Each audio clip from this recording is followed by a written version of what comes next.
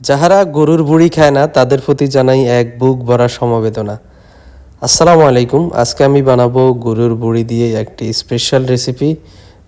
যারা আমার মতো গরুর বুড়ি পছন্দ করেন তাদের জন্য এই রেসিপি, আর যারা পছন্দ করেন না তারা আশা করি আজকের রেসিপি দেখার পরে গরুর বুড়ি খাওয়া শুরু করবে।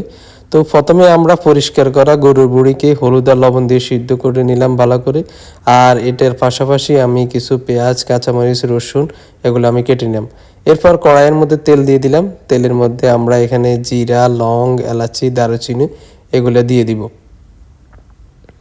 এগুলো দিয়ে আমি কিছুক্ষণ ভাজবো এগুলোকে, যখন আবার বেশ যাতে জ্বলে না যায়। যখন এগুলো হালকা ভাজা হয়ে যাবে তখন আমরা এখানের মধ্যে পেঁয়াজ, কাঁচামরিচ দিয়ে দিব, আর সাথে একটু ব্ল্যাক পেপার আর লবণ দিব। তো এগুলো দিয়ে আমি পেঁয়াজ, কাঁচামরিচ এগুলোকে একটু কষাবো।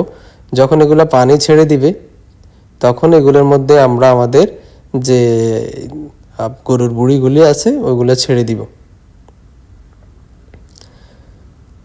তো গরুর বুড়িগুলো এখানে ছেড়ে দেওয়ার পরে এগুলো একটু ভালো করে ভাজবো এখানের মধ্যে, একদম যাতে ভাজা ভাজা হয়ে যায়।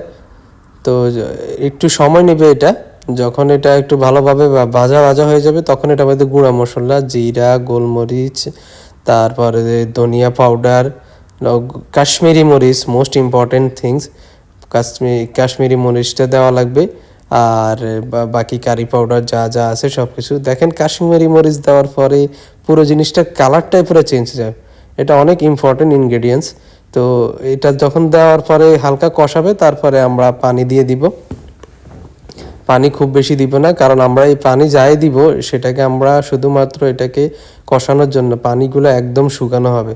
তো 1 কাপ পরিমাণ পানি দিয়ে আমরা এটাকে ভালোভাবে মেখে তারপরে ঢাকনা দিয়ে দিলাম। তারপর প্রতি 5 মিনিট পর পর ঢাকনা উঠিয়ে আমরা কিছুক্ষণ নাড়বো এটাকে। 5 মিনিট পরে লুকস। তো এটা এখন কষানো হচ্ছে, আবার ঢাকনা দিয়ে দিব। তারপর আবার 5 মিনিট পরে উঠিয়ে আমরা একটা লেবু নিয়ে লেবুর চারমাকে আমরা এরকম একটা মেশিনে গ্রাইন্ড করে আমরা এটার উপরে দিয়ে দিব, তাহলে একটা ভালো ফ্লেভার আসবে। তো লেবুর চারমা এভাবে দেওয়ার পরে আবার আমরা একদম চুলার আঁচ কমিয়ে আবার কতক্ষণ ঢাকে রাখবো। এরপরে একটা রসুন আমরা পুরো কোষগুলো, গোটা রসুন কোষগুলো আমরা দিয়ে দিব এটা টেস্টের জন্য। পরবর্তীতে এই রসুনগুলো খেতে খুবই ভালো লাগে। তো দিয়ে আবার আমরা কষাবো।